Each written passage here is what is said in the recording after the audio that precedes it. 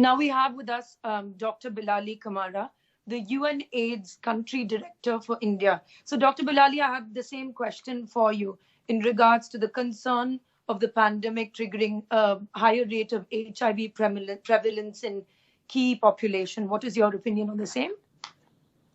I want to thank you for organizing this very high level panel and to tell you, I really appreciate the discussions and the feedback from the community itself and its leadership.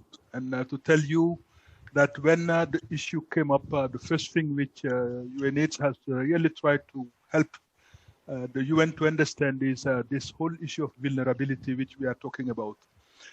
What is important in public health? In public health, you take care of the one who have the issue. If you don't do that, you will not do public health. And it means taking care of that person fully. It is not only taking care of the disease component, but beyond the disease component. That's why we have promoted the fight against discrimination, against the stigma, helping some of the ministries of social justice and empowerment to really open up for specific advantages for our key populations, and really making sure that the society at large is really also taking care of their issues as much as possible. And that's what we have really told to people to really apply in this COVID epidemic, to really see how better we can really be inclusive again. Do not let anybody out.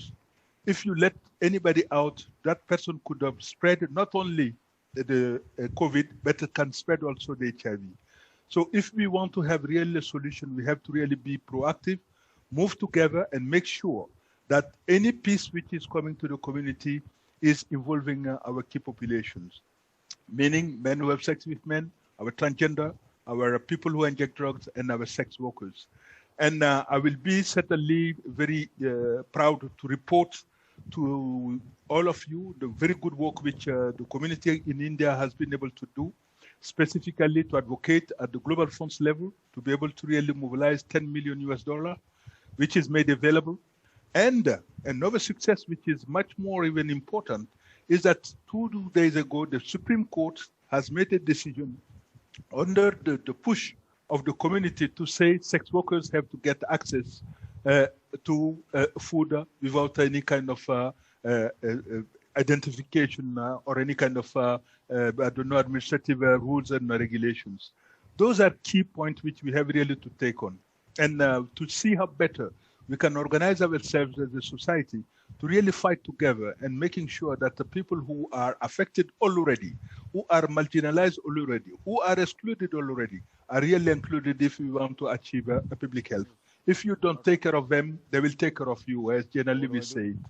And that is really important to really keep in mind. And the UN is working together at the UNAIDS level. We have asked all our co-sponsors to use up to 50% of our resources to really work with the key population, children living with HIV/AIDS, people living with HIV/AIDS, and I have to really thank RB for this great contribution which they have made to really make sure that at least soap is made available to our people living with HIV/AIDS and our key populations so that they can protect themselves. Those are things which we have to multiply. Those are things which we have to continue. The private sector can play an important role into this, and they can continue.